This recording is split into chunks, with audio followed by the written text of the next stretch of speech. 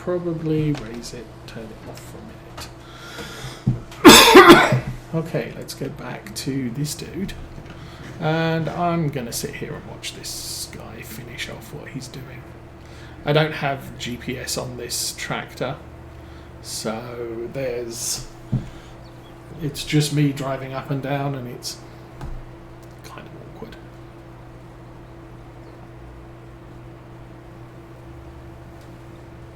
I mean, I could swap it for the Deutz, which does have GPS. That raises a question. If I replace this tractor, should I equip the replacement with GPS? Since the reason I'm looking to replace this with something a little bit bigger. But again, I might not replace it because this tractor's worth £15,000. So it's not like, oh, I'm so short of money I need to sell it to buy its upgrade. But it's just a thought of, if I if I replace this, I'm replacing it with a tractor that is more functional for field work, and I will probably end up driving for field work far more frequently. For most of the time with this one, I tend to set it off on a worker and just let it ride. And so it doesn't need GPS because the workers have built-in GPS in their brains.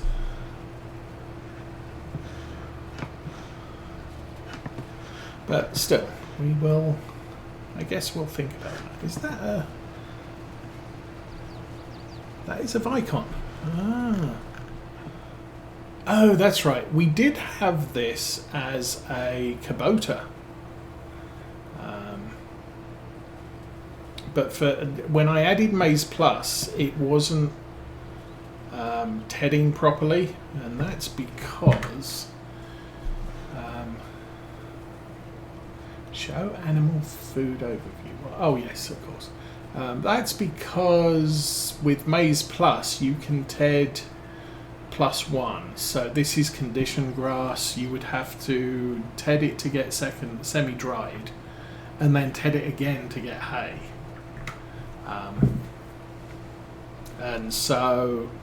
And you can ted backwards. If it rains, I could come out and unted the grass with the tedder to make it so I have to do it more frequently. But yes, I was having problems getting the tedder to work, and part of that was I hadn't conditioned the grass, so it was wet grass, and workers don't like wet grass. So I sold the Kubota tedder because it's a mod, and I think I leased an in-game tedder. So I don't think this is even a... Actually, let's do that. And our equipment, this tedder... Oh no, the Vicon tedder is an in-game tedder. So I bought this as an in-game tedder, thinking, well, obviously there's a mod conflict between the Kubota mod and Maize Plus, but I fitted this to the back, which functionally it's the same tedder, and this didn't work either until I actually spent some time figuring out how to get it to work. And for that first tedding job I had to do it manually because the worker didn't like the grass I'd left behind. So that's how we ended up with the Vicon rather than the Kubota. I think the Vicon might have been on sale. Oh, this tractor's old.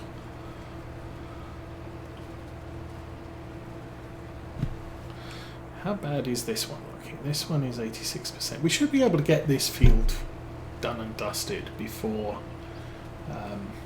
we need to fix anything, I'm guessing. 70% is the ideal repair point. It's when things start getting more pricey to fix, and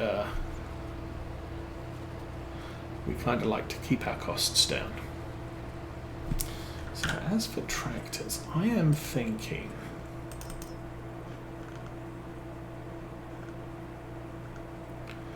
What's up here? Is the Axion 800? Really, no.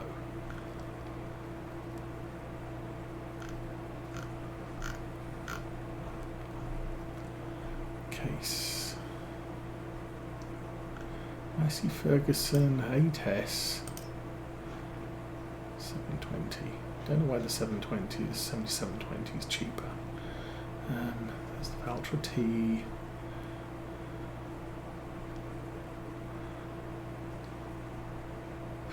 Am I looking at a small tractor? Wow. T6 goes up to 175 and the Maxim goes up to 175. I was actually looking at these, so I could replace the 5S with this thing. And price is quite good. Obviously, if I slap the horsepower on it, actually not bad. 127. And then I might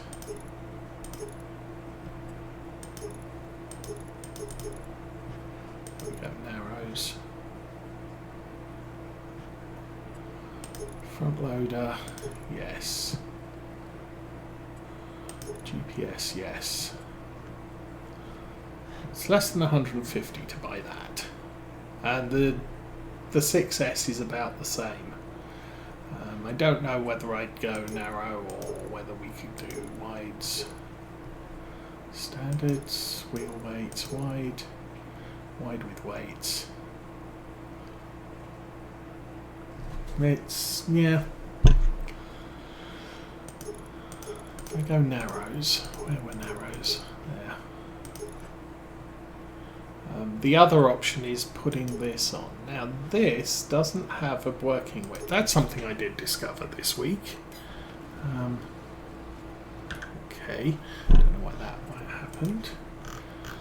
So I've been suggesting that if you've got more than one tractor that's doing this, I'm not seeing a working width on this. Now, someone I was watching said this only had a working width of 24 meters, but they couldn't see a working width on the tractor mounted ones. The issue obviously being how big's your sprayer? How big is our sprayer? 18 meters. So we could increase that up to 26 and probably get away with it. The argument being, if you put that active unit on the front of your tractor, it takes up the 3 point. We've not got a front tank, back tank situation for our sprayer, so we can put that on the front. But we can put that on the front of every single tractor. And I need to go out and spray the crops. What tractor do I have available? I have that tractor. Doesn't matter, you can just slap the sensor on the front of it, put narrow wheels on it, and go and do it. The problem I have at the moment is if I want to spray the crops, I have to use the Deutz because it has the mirror mounted sensors. This doesn't have any sensors on it, so there's no point using it to spray the fields. Now I am going to do a test this week, or this year, game year. It has been suggested that the later you leave your spraying, the more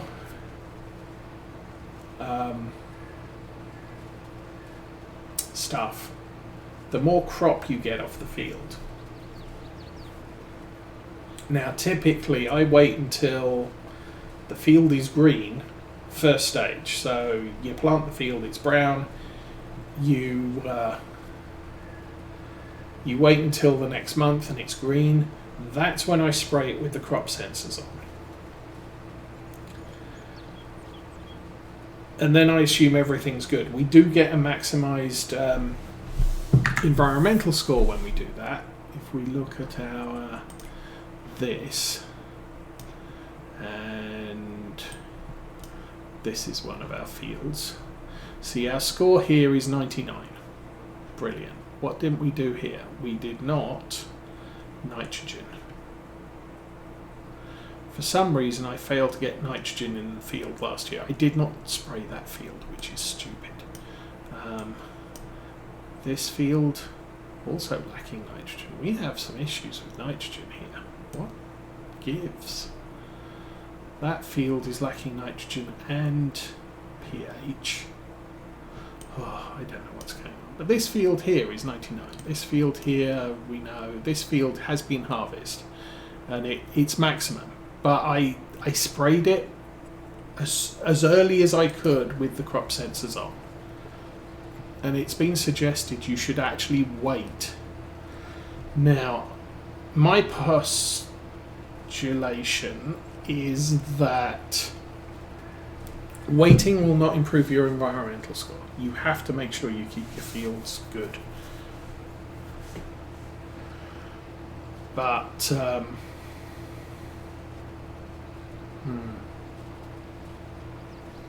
I wonder if it's because we mowed the barley fields and that's affected. I don't know. Anyway, yeah, so I'm going to postulate that we don't get any. Yeah, we're getting the best environmental score we can by doing it the way we're doing it. But there is the potential that the crop sensors are adding very tiny amount of extra fertilizer, which is causing the crop to yield very slightly better. And I'm not sure about that, because when I was watching the guy who did the YouTube that suggested that you need to do it as late as possible, he was in a situation, I'm going to stop this here, where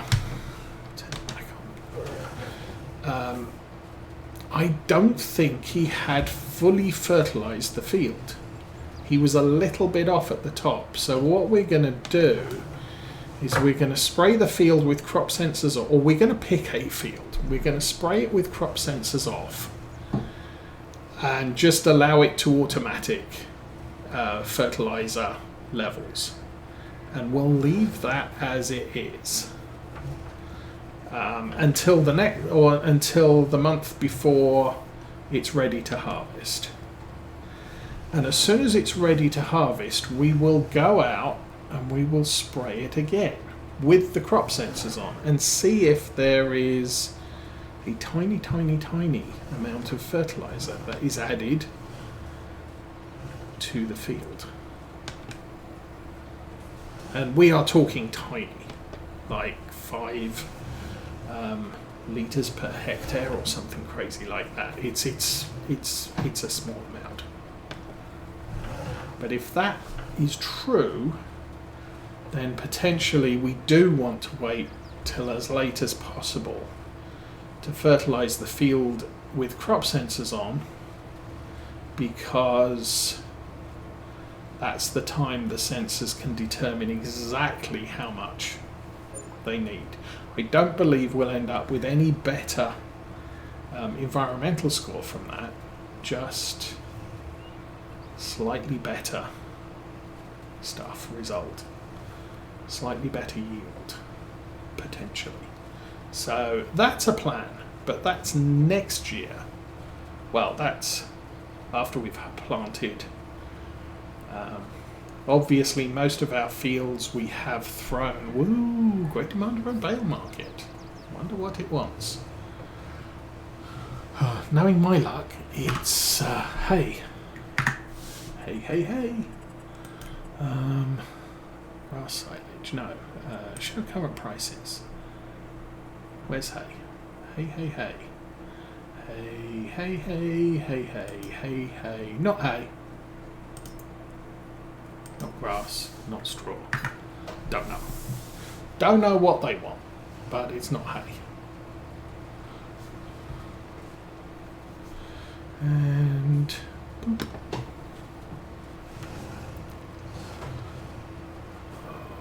This is okay. Let's go up here. We'll throw this back into the field. And we will grab that bit too.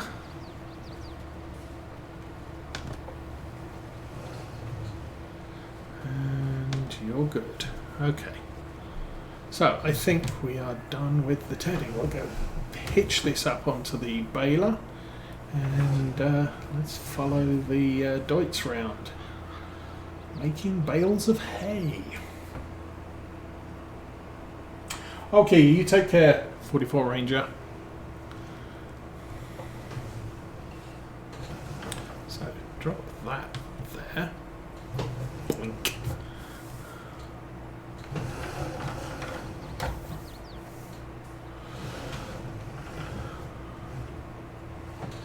And of course the reason I'm doing this on follow me is so I don't have to pay attention to the fill level and unload it and all the rest of the things that I forget to do when I'm baling stuff.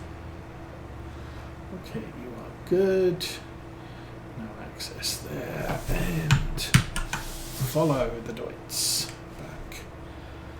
Engine on, lower the thing, turn the thing, and I think once again we can water width. Set A, set cardinal back, X, drive.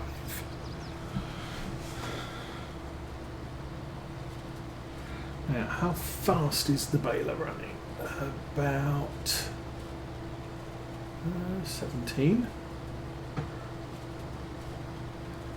About as fast as we're allowed to run with this thing on the back. So I'm guessing the baler might get left behind during an empty cycle. So he's just hit empty. He stops to drop and we'll see what happens.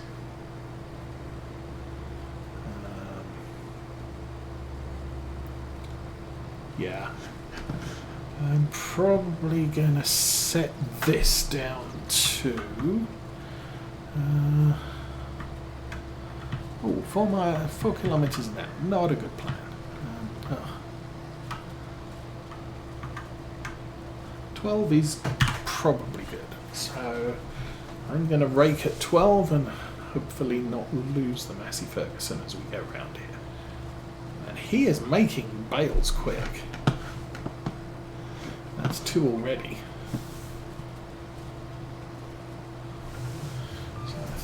As per usual, we are probably going to have... oh, that's decidedly awkward.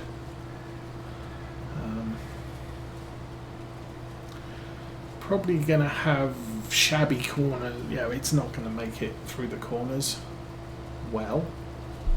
Are we going to end up with a grass bale at any point here? It's not too bad. If we do end up with a grass bale, I can throw that in the Anderson wrapper, and we'll turn it into silage for sale.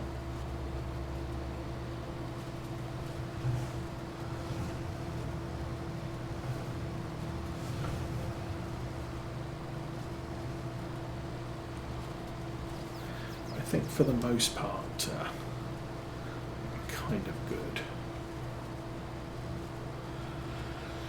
So, I could track this actually on the GPS line. Because we cut away from the edge, we've pulled the grass in a bit.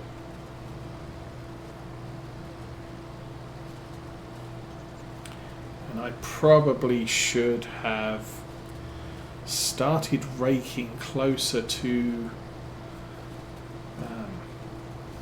the tedded grass on the other side of the field here.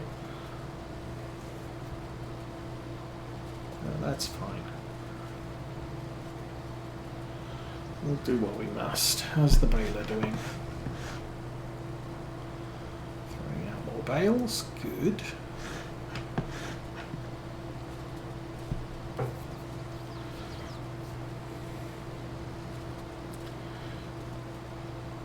So once again, much like the grass cutting, what I'll probably end up doing is I'll do three rows at the top and bottom of the fields, and then row the middle. This tractor probably can do it sequentially, so we won't be skipping rows as we go up and down the field.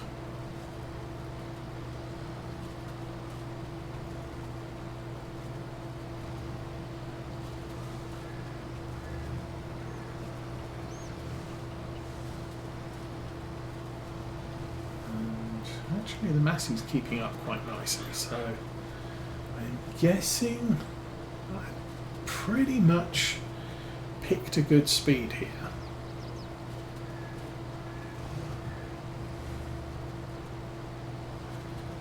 I'm missing bits close to the edge of the field. Again, we can come back with the baler, pick up all the bits we missed.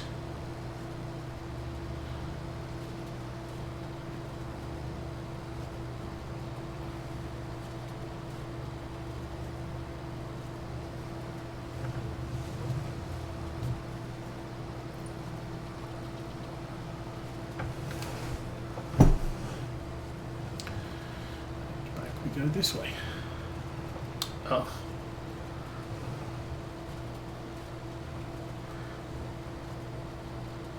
So again, we'll come back down the road. As you can see, the corners are a bit of a mess, but that's fine. We'll tidy up what we need to. And obviously it's our baler, so I'd like to keep as much stuff in it off the field. And while this is hay, and we're probably not going to produce our own hay, it doesn't matter if we end up with an extra hay bale on our next harvest, or whether it gets converted. If we end up with a spare hay bale from field 52 next month, we'll throw that in the cow shed, and if we don't, then it's another bale that gets wrapped and all the things. So not a big deal.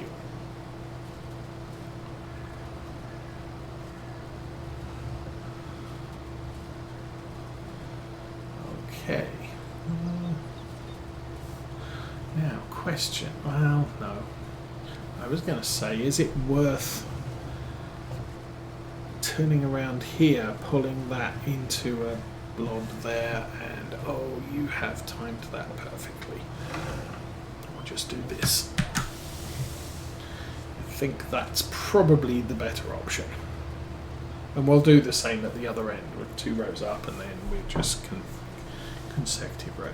The thing was, I was thinking of ending up in the next row over, but then I thought no, because when we get to the end, it's going to make doing the 2 rows at the end awkward.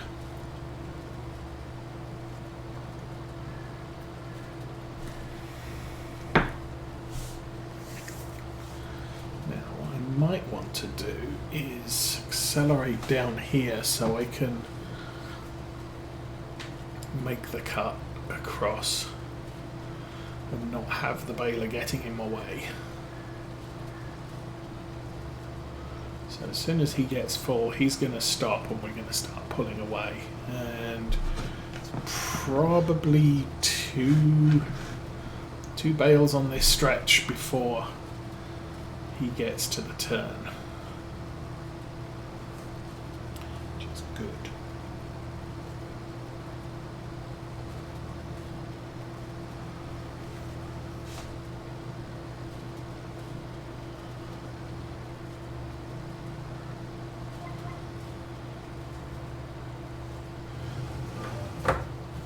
Now the thing is, because this is the only field I rake, and only when it's hay,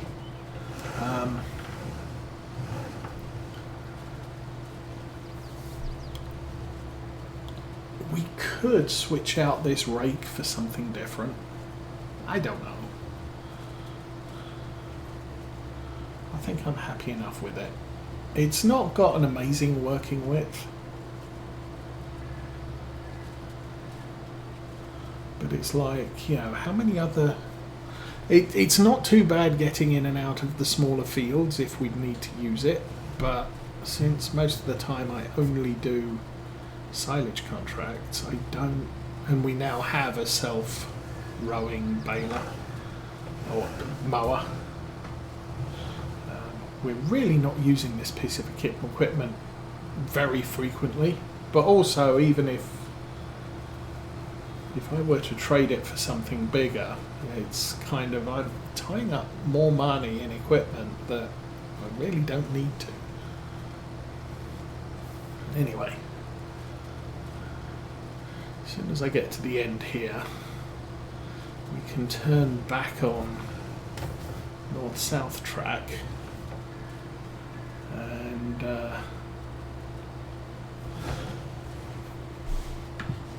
I can go back to cruise control, because that dude, we don't care if he catches us up now. This is now a leisurely rest of the field. Oh, and Mrs. Osa is home. So I think we should probably call it a day here. All I've got left to do is basically row and bale the rest of this field. We will take the bales off to bale market and complete the contract. Any excess will be put in with the cows. Next week we will probably start from just after whatever I bother to do the rest of today is done, and start looking at more contracts. This is going to be August contract day. But for now, I'm going to wish you all a good weekend and a good week, and we will be back next week with some more on Maypole Farm. For now, I'm out of here. Have fun, everybody.